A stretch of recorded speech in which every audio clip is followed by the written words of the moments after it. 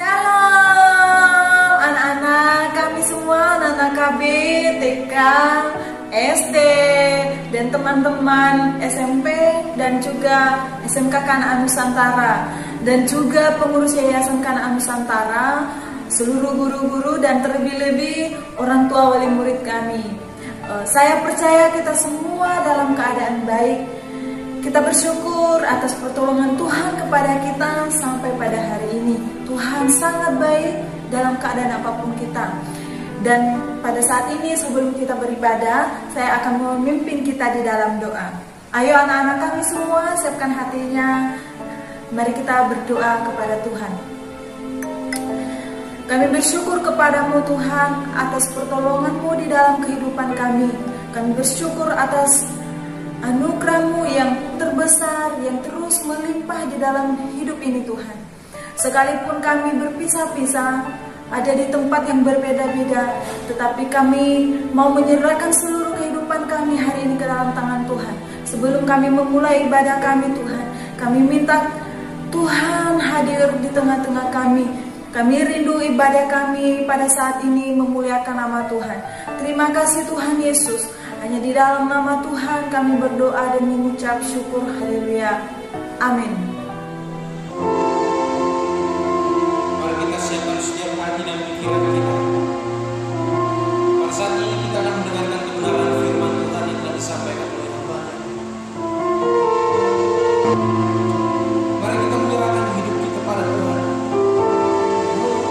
Biarlah kiranya Tuhan menyelidiki setiap hati kita, sehingga kita percaya Tuhan akan senang melihat seluruh kehidupan kita.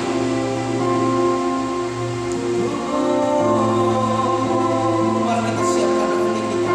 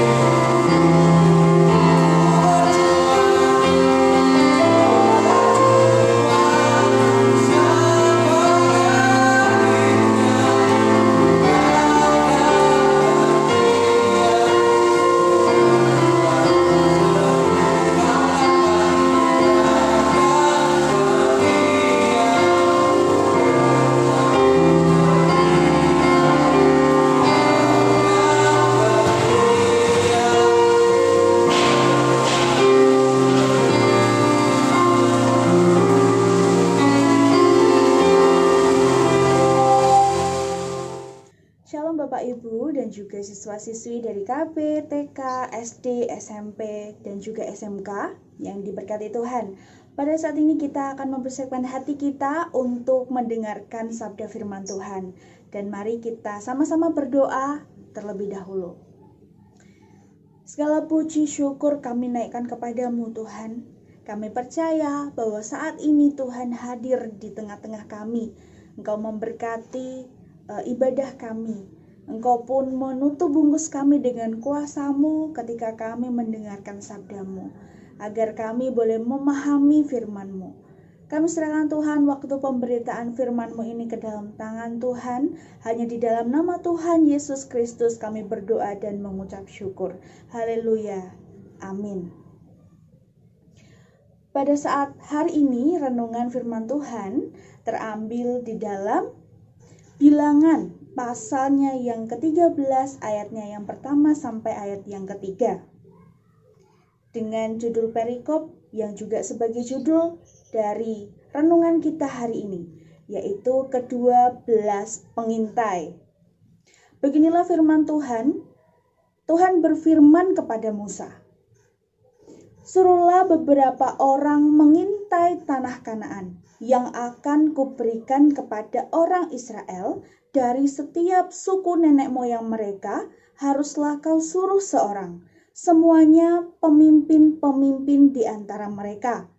Lalu Musa menyuruh mereka dari padang gurun Paran sesuai dengan titah Tuhan. Semua orang itu adalah kepala-kepala di antara orang Israel.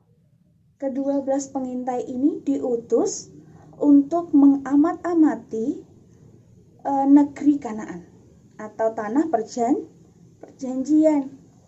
Sebelum bangsa Israel nanti menduduki atau tinggal di tanah Kanaan tersebut.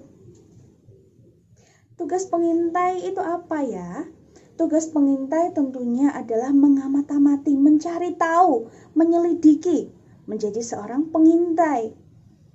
Nah, Nabi Musa memberikan beberapa hal yang harus mereka intai. Yuk kita lihat Alkitab kita di ayatnya yang ke-17 sampai ke-20. Maka Musa menyuruh mereka untuk mengintai tanah Kanaan. Katanya kepada mereka, "Pergilah dari sini ke tanah Negeb dan naiklah ke pegunungan. Dan amat-amatilah bagaimana keadaan negeri itu. Apakah bangsa yang mendiaminya kuat atau lemah? Apakah mereka sedikit atau banyak? Dan bagaimana negeri yang didiaminya? Apakah baik atau buruk? Bagaimana kota-kota yang didiaminya? Apakah mereka diam di tempat-tempat yang terbuka atau di tempat-tempat yang berkubu? Bagaimana tanah itu? Apakah gemuk atau kurus? Apakah ada di sana pohon-pohonan atau tidak? Tabahkanlah hatimu dan bawalah sedikit dari hasil negeri itu. Waktu itu ialah musim hulu hasil anggur." Hal-hal itu yang harus diamat-amati, harus diintai oleh ke-12 pengintai tersebut. Dan kemudian dilaporkan kepada Musa.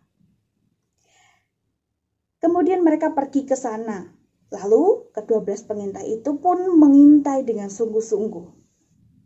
Setelah mereka mengintai, akhirnya mereka datang kembali. Dan mereka menyampaikan hasil yang mereka amati tadi. Hasil yang mereka telah intai. Mereka memang sudah mengintai dengan sungguh-sungguh ya. Sungguh-sungguh. Kecuali Kaleb dan Yosua. Ke-10 pengintai itu berkata bohong kepada Musa. Begini, di ayatnya yang ke-27 ya.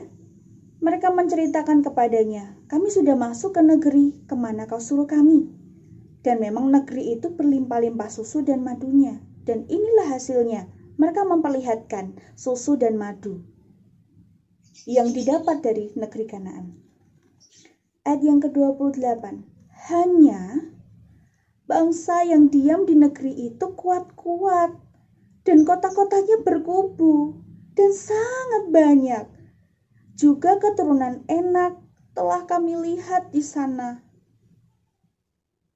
29. Orang Amalek diam di tanah Negeb, orang Het, orang Yebus, dan orang Amori diam di pegunungan, orang Kanaan diam sepanjang laut dan sepanjang tepi sungai Yordan. Mereka melaporkan hal-hal yang membuat ketakutan bagi bangsa Israel. Kemudian Kaleb menenteramkan. Di ayatnya yang ke-30. Kemudian Kaleb mencoba menenteramkan hati bangsa itu di hadapan Musa, katanya. Tidak, kita akan maju dan menduduki negeri itu, sebab kita pasti akan mengalahkannya. Kadang ketika saat mengalami ketakutan, apa yang kita pikirkan itu kurang jernih seperti itu. Sehingga berbohong, keluarlah kata-kata bohong. Alasan kenapa 10 pengintai itu berbohong kepada Musa dan bangsa Israel. Karena mereka tetap ingin tinggal di tanah Mesir. Akibat dari 10 pengintai ini, maka selama 40 tahun bangsa Israel tetap tinggal di padang gurun. Dan juga ke-10 pengintai ini pun akhirnya meninggal atau mati sebelum mereka sampai ke tanah Kanaan. Jadi mereka tidak sempat sampai ke tanah Kanaan, kecuali 2 orang itu, Yosua dan Kaleb dari ke-12 pengintai. Mereka bisa masuk ke tanah Kanaan karena mereka berkata jujur. Mereka juga mengingatkan kepada bangsa Israel akan Tuhan. Yosua dan Kaleb juga menguatkan iman bangsa Israel untuk tetap bersandar kepada Tuhan. Sekarang, di dalam kehidupan saya, Bapak Ibu, bahkan siswa-siswi yang diberkati Tuhan semuanya, di saat kita mendapatkan atau mengalami sesuatu yang tidak kita inginkan atau masalah, hal-hal yang tidak mengenakan dalam hidup kita harus saling menguatkan. Kita percaya bahwa Tuhan kita itu berkuasa. Masalah yang kita hadapi itu kecil, Tuhan kita itu lebih besar. Dia sanggup menolong kita. Sebagai kesimpulannya dari renungan kita, dan berdasarkan ilustrasi dari ke-12 pengintai ini, kita bisa belajar bahwa masalah yang kita hadapi tidak lebih besar dari Tuhan kita yang berkuasa. Jadi mari kita terus bersandar sama Tuhan. Mari kita beriman yang teguh kepada Tuhan Yesus. Kita juga mengutarakan apa yang sejujurnya, tidak berbohong. Demikian firman Tuhan saat ini.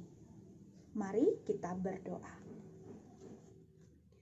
Terima kasih Tuhan Yesus untuk kasih-Mu yang menguatkan kami hari ini. Bapa, kiranya Engkau mampukan kami untuk melakukan sabda-Mu, melakukan perintah-Mu dalam hidup kami. Kami percaya bahwa Tuhan juga melindungi kami. Tuhan juga memberkati keluarga kami.